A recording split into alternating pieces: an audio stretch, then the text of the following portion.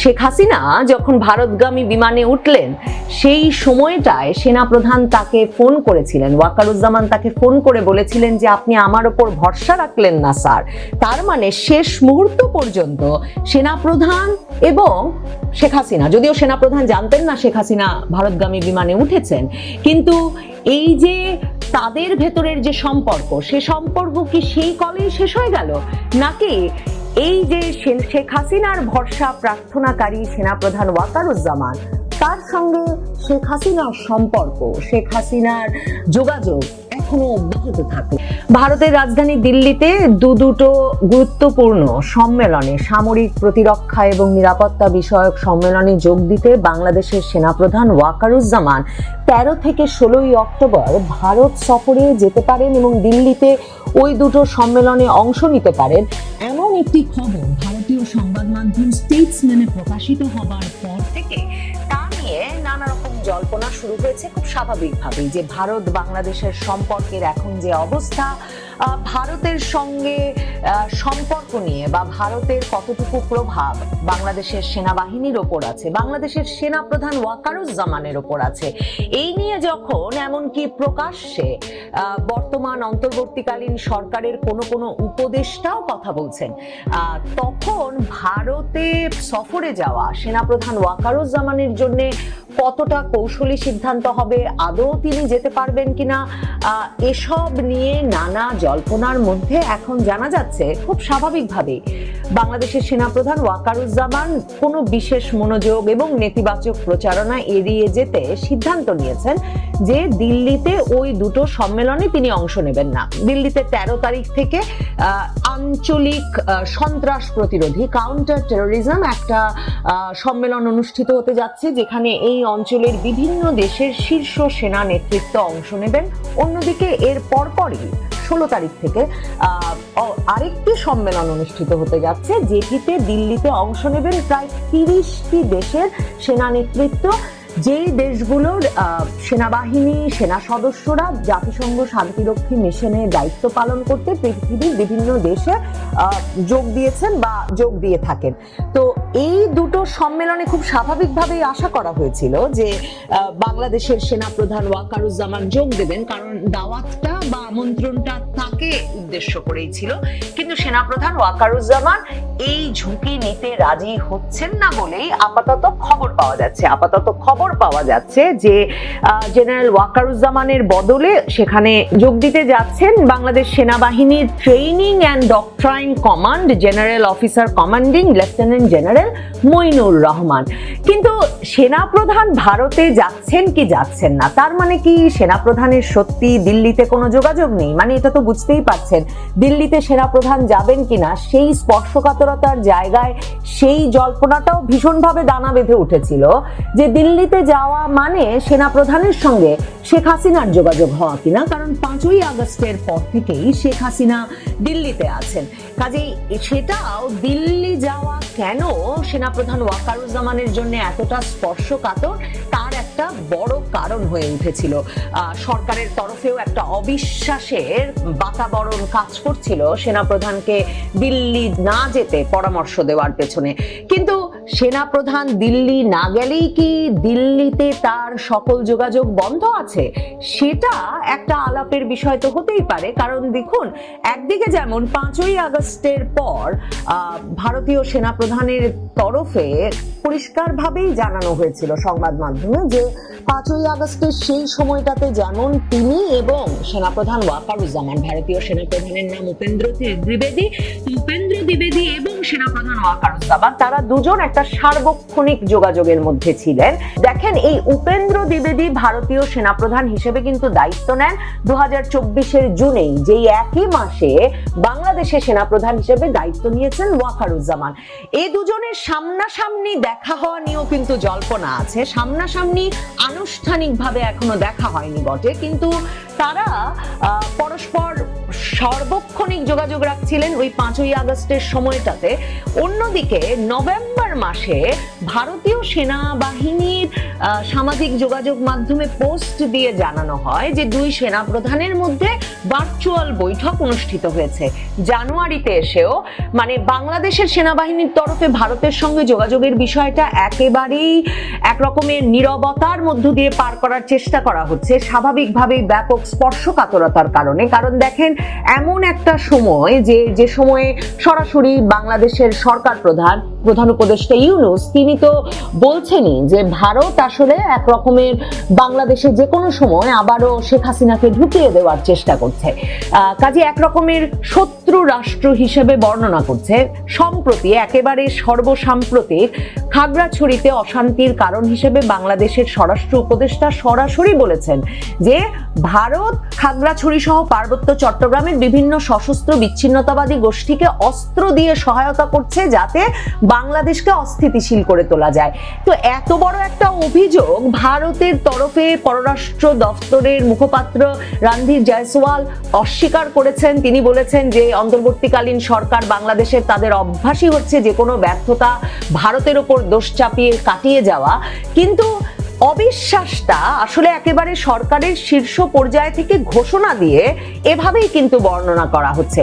কিন্তু সেনাপ্রধান ওয়াকারুজ্জামানের পক্ষে কি বিনা যোগাযোগে বা সেনাপ্রধান উপেন্দ্র দ্বিবেদীর পক্ষে কি বিনা যোগাযোগে ভারত বাংলাদেশের মধ্যে সীমান্তে শান্তি বা দুই দেশের স্বাধীনতা সার্বভৌমত্ব রক্ষা করা সম্ভব? নভেম্বরে শেষ একটা ভার্চুয়াল বৈঠকের দুই দেশের সেনাপ্রধানের মধ্যে খবর পাওয়া গিয়েছিল। জানুয়ারিতে এসে উপেন্দ্র দ্বিবেদী কিন্তু ভারতের সংবাদ মাধ্যমের প্রশ্নের জবাবে সরাসরি বলেন যে দুই দেশের সরকার পর্যায়ে বা বাংলাদেশ সরকার যে ধরনের কথাই ভারত সম্পর্কে বলুক না কেন, সেনাবাহিনী পর্যায়ে তাদের সম্পর্ক আছে, সক্রিয় সম্পর্ক আছে। কারণ সেনাপ্রধান ওয়াকারুজ্জামান প্রথম আলোর মতিউর রহমানের সঙ্গে সাক্ষাৎকারে যেমনটা বলেছিলেন, সেই সাক্ষাৎকারের কথা উল্লেখ করেই কিন্তু উপেন্দ্র দ্বিবেদী বলেন যে দুই দেশকেই শান্তি রক্ষার জন্য দুই দেশের সেনাবাহিনীর মধ্যে বিশ্বাসের এবং আস্থার সম্পর্ক থাকতেই হবে। এবং মালয়েশিয়া মাত্র ঘুরে এলেন সেনাপ্রধান ওয়াকারুজ্জামান এই সেপ্টেম্বরের 23 থেকে 27 এই কয়দিন। সেখানে কিন্তু বৈঠক ছিল যুক্তরাষ্ট্রের যে নিরাপত্তা অঞ্চলগুলো যুক্তরাষ্ট্র সারা পৃথিবী জুড়ে ভাগ করেছে, তার মধ্যে যে ইন্দো প্যাসিফিক কমান্ড, সেই ইন্দো প্যাসিফিক কমান্ডের দেশগুলোর শীর্ষ সেনা নেতৃত্ব বা সেনা প্রধানেরা সেই বৈঠকে অংশ নিতে গিয়েছিলেন মালয়েশিয়ায়। এবং সেখানে মানে আপনারা মানে ইন্দো প্যাসিফিক কমান্ডে ভারত আছে, জাপান আছে, কোরিয়া আছে, অস্ট্রেলিয়া পর্যন্ত আছে, মালয়েশিয়া আছে, বাংলাদেশও আছে। এবং অনেকেই হয়তো জানেন যে ট্রাম্প সরকার এসে কিন্তু এক রকমের ঘোষণা দিয়েই বলেছে যে এই যে ইন্দো প্যাসিফিক কমান্ড তারা সৃষ্টি করেছে মূলত চীনকে প্রতিরোধে এবং একটা চীন বিরোধী, চীনকে প্রতিরোধী নিরাপত্তা বলয় গড়ে তুলতে। যেহেতু বঙ্গোপসাগরে মার্কিন যুক্তরাষ্ট্র নিজেকে খুব নিরাপদ মনে করে না, তার কোনো শক্ত অবস্থান আছে বলে মনে করে না, কাজেই যে একটা মিত্র দেশগুলোর জোট সে গড়ে তুলেছে, সেখানে ভারতকে কিন্তু এই অঞ্চলে তাদের প্রধানতম সঙ্গী বলে মনে করে যুক্তরাষ্ট্র। তো সেই বৈঠকে যোগ দিতে সেনাপ্রধান ওয়াকারুজ্জামান মালয়েশিয়া গেলেন। পরে ইন্দো প্যাসিফিক কমান্ডের চিফের সঙ্গে তার সাক্ষাৎ হয়েছে, সেসব আনুষ্ঠানিকভাবে জানানো হয়েছে যে সেই মালয়েশিয়া সফরকালে তিনি মালয়েশিয়ার সেনাপ্রধানের সঙ্গেও সাক্ষাৎ করে এসেছেন। কিন্তু বড় ধরনের জল্পনা থাকলেও কোন তরফেই এটা আনুষ্ঠানিকভাবে জানানো হয় নাই যে ভারতীয় সেনাপ্রধান উপেন্দ্র দ্বিবেদীও বা ভারতীয় সেনা নেতৃত্ব তো খুবই স্বাভাবিকভাবে ইন্দো প্যাসিফিক কমান্ডের সবচেয়ে গুরুত্বপূর্ণ সহযোগী হিসেবে যুক্তরাষ্ট্রের আমন্ত্রণে মালয়েশিয়ায় সেই সফরে ছিলেন। এবং সেখানে ভারতীয় সেনাপ্রধানের সঙ্গে বাংলাদেশি সেনাপ্রধানের একটা বৈঠক হয়েছে, একান্ত বৈঠক হয়েছে, সাক্ষাৎ হয়েছে। সে বিষয়ে ব্যাপক জল্পনা থাকলেও কোনো তরফেই সেটা আনুষ্ঠানিকভাবে জানানো হয় নাই। দেখেন, বাংলাদেশের স্বরাষ্ট্র উপদেষ্টা যখন বলছেন যে সীমান্তে মানে পার্বত্য চট্টগ্রাম সীমান্ত এলাকা দিয়ে ভারত অবাধে অস্ত্র সরবরাহ করছে বাংলাদেশের বিচ্ছিন্নতাবাদী গোষ্ঠীগুলোকে বাংলাদেশের পার্বত্য অঞ্চল অশান্ত করে তুলবার জন্য, তখন সেনাপ্রধান ওয়াকারুজ্জামানের এ বিষয়ে মতামত কি? সেনাবাহিনী এই বিষয়টাকে কিভাবে দেখছে?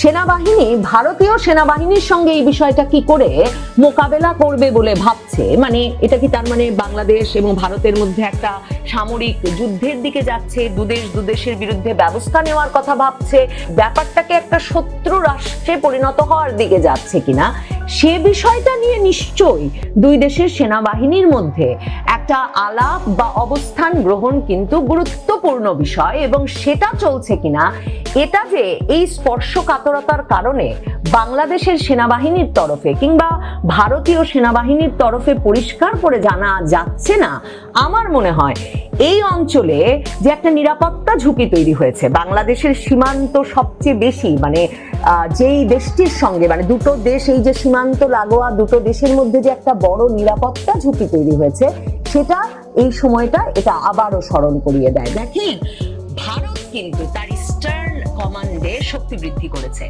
ভারত সরাসরি খুবই সাম্প্রতিক সময়ে তার সামরিক বাহিনীর শীর্ষ নেতৃত্বের সঙ্গে বড় ধরনের আলোচনার আয়োজন করে এই কৌশল নির্ধারণের কথা প্রকাশ্যে জানিয়েছে, বা সেই খবর বেরিয়ে এসেছে যে দিল্লিতে সেই বৈঠকের পর সিদ্ধান্ত হয়েছে যে ভারত তার ইস্টার্ন কমান্ডে শক্তি বৃদ্ধি করবে। মানে প্রায় 2 লাখ সৈন্য নিয়ে ফোর্ট উইলিয়ামে, কলকাতার ফোর্ট উইলিয়ামে, যেটার মূল ঘাঁটি, যে ইস্টার্ন কমান্ড ভারতের সঙ্গে বাংলাদেশ, চীন, ভুটান, ভারতের উত্তর পূর্বাঞ্চলীয় রাজ্য, এই পুরো অঞ্চলের সীমান্ত প্রহরা দেয়, পাহারা দেয়, রক্ষা করে।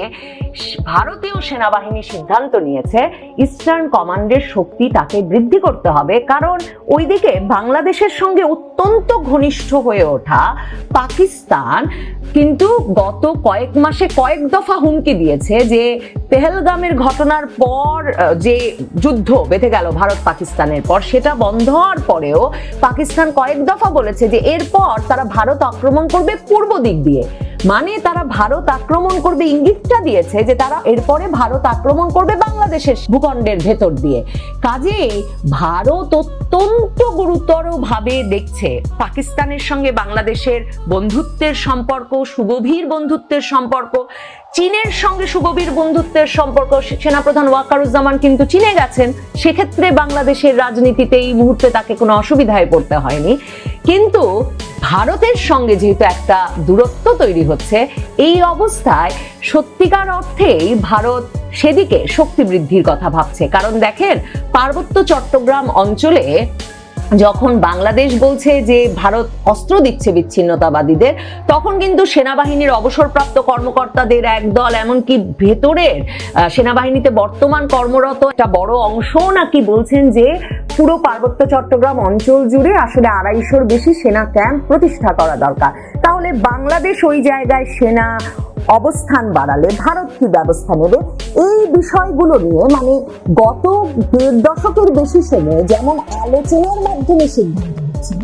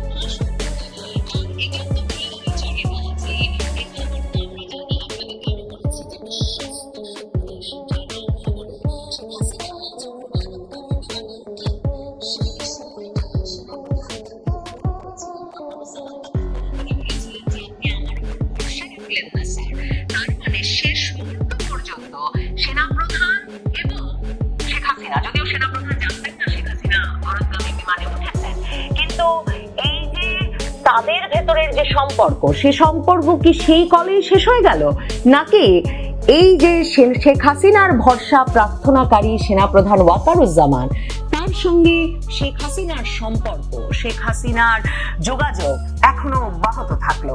সেই সন্দেহ, সেই আলোচনা, সেই জল্পনা কি বন্ধ করতে পারবেন ওয়াকারুজ্জামানের ভারত না যাওয়ার সিদ্ধান্ত?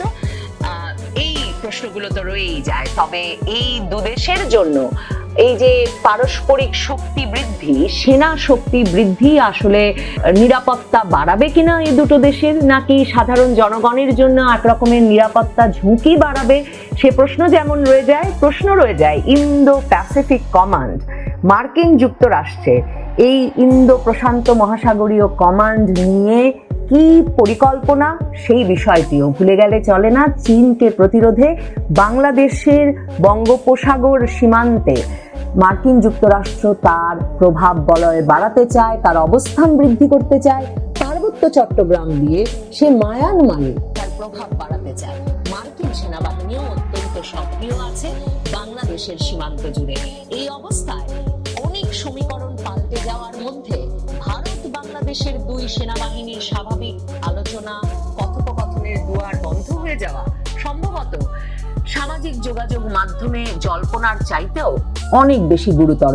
কাজেই সম্ভবত দুপক্ষই যোগাযোগ বহাল রাখবেন, যোগাযোগ সক্রিয় রাখবেন নিজেদের স্বার্থে।